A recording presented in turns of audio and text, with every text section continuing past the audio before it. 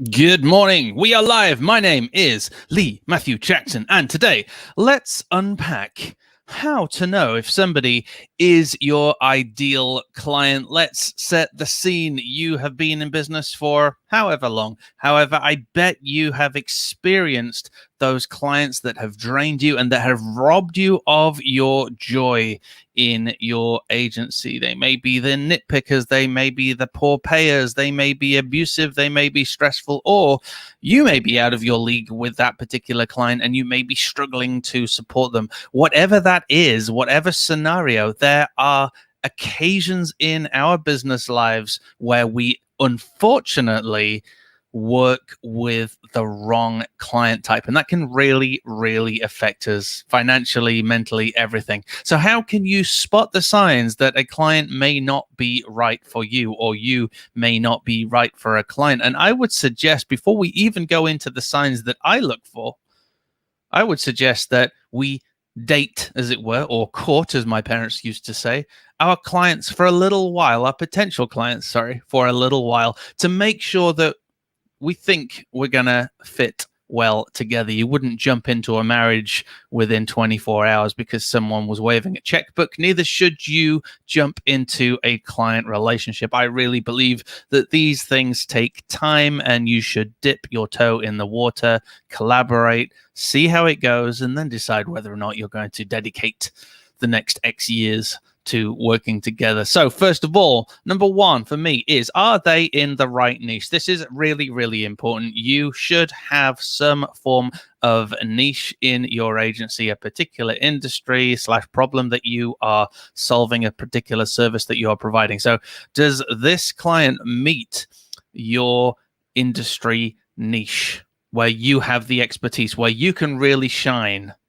I've very often, 10, 15 years ago, I would have had a client in a completely different industry. And because they had a checkbook, I was like, yeah, come on board. And I would have no clue what was going on in their industry. I would have no clue what would be of benefit to them and what would work best, because I was trying to spread myself too thin across too many industries. Next, do they match your client avatar? Even if they are in the industry that you're in, does that client match the type of person you would normally work with? We have approximately three and a half, because we've got one in progress at the moment because it's ever evolving, but we have some client avatars that describe who our ideal client is, the sort of work-life balance that they might have, some of their hobbies and their home life, equally the way that they might work in their business as well, and the type of business that they're running and the position that they're at in the business, etc. So does this potential client match? It doesn't have to be exact, but do they have many elements of your ideal client avatar? Next one is super important. Is your client organized? Because if you have a potential client who is ridiculously disorganized, they don't have the information that you need, they can't give you it, then it's probably going to be a nightmare getting information, getting content, all of that sort of stuff. For me, I've had sites that have sat there for years waiting for the content or waiting for their client to sign the next stage off, etc. So if in the early days their communication is poor, that's probably going to be, at least for me, a pretty bad sign. Now, you can train that out of clients. You can bring them on board them on with some sort of project management system and assist them in getting better at communication. So you don't have to necessarily discount them. At least for me, I would, because I don't really have the energy to try and drag the client through a communication process.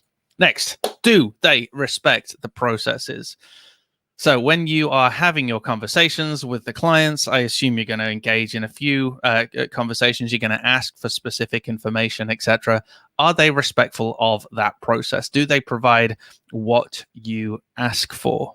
It's very important. If they don't respect the processes that you've established, then they're probably not going to respect you or the project as a whole. So a big warning sign for me would be responses like, well, why do we need that? Or we don't have that to hand. Do we really need that, etc.? Can't we just X, Y, and Z? So any of those sort of warning signs for me, I will flag up. And all of these warning signs, by the way, I'll flag up directly with the client and say that could be a potential problem for us working together. And in many circumstances, a client will be like, oh, sorry. And may actually evolve and change the way they are with you. They may start to respect the process. So I'm not saying discount them. I'm saying look for the signs, see if you can, talk with them. And if you can't, just respectfully hand them over to someone you don't like. Do they use my trigger words? That's the next one. So I've got certain trigger words, like we expect is definitely one of my trigger words. But if your client is dropping trigger word bombs, certain words that make your gut go, this client could be a problem, then please heed that warning sign, because if they're using language that triggers you, it's probably going to be a tough relationship. Next one, are they responsive? Do they get back to you with information? I said earlier, didn't I, with regards to are they organized? Do they have the information, etc.? I also said, do they respect the process? So do they give you the information or respect the timings or etc.? Equally, are they responsive? Do they get back to you with answers to questions? Are they available to you? There's nothing worse than a client who is unavailable or a client who doesn't respond for weeks. And finally, this is the most important thing for me, and this helps me to understand if I'm going to have a good relationship with this client. That is, are they willing to invest? And are they willing specifically to invest in the very first stage, which is the discovery stage? Many clients will come to me and say, right, we want to go ahead and we want to do this massive build. We've got this big budget, yada, yada, yada, yada, yada. And I will reel that back and say, no, I would prefer if we started with a discovery session. If they start with that discovery session, that means that they do already respect the process that we've established. It means that they are willing to invest in themselves, invest in their business, and to invest in their idea. They clearly listen because they've understood. I've said, hey, if we go through this discovery, that means we are going to be able to work out everything that you want. We're going to be able to map it out, and we're going to be able to quote on that for you as well. And if you don't want to work with us at the end of that discovery session, you've got a document that you can take away and give to somebody else. If they are willing to invest in themselves, invest in discovery, and learn how to work with us during that small discovery phase, then I know they're going to be a freaking brilliant client at the end of that discovery session, ready to invest in their main idea. So let's go from the top. How do you know if someone is an ideal client? You have to go with your gut. Obviously, you need to put your own measurements in here, but here are mine. Are they in the right niche? Are they in the right industry? Do they match my client avatar? Because I need to work with a certain type of person. Are they organized at all? Do they have any information to hand, or do you have to constantly chase them? Do they respect the processes and procedures that you have put in place? Do they use any of your trigger words? If somebody says, I expect to me, there you go. I can't stop doing it. My eye twitches.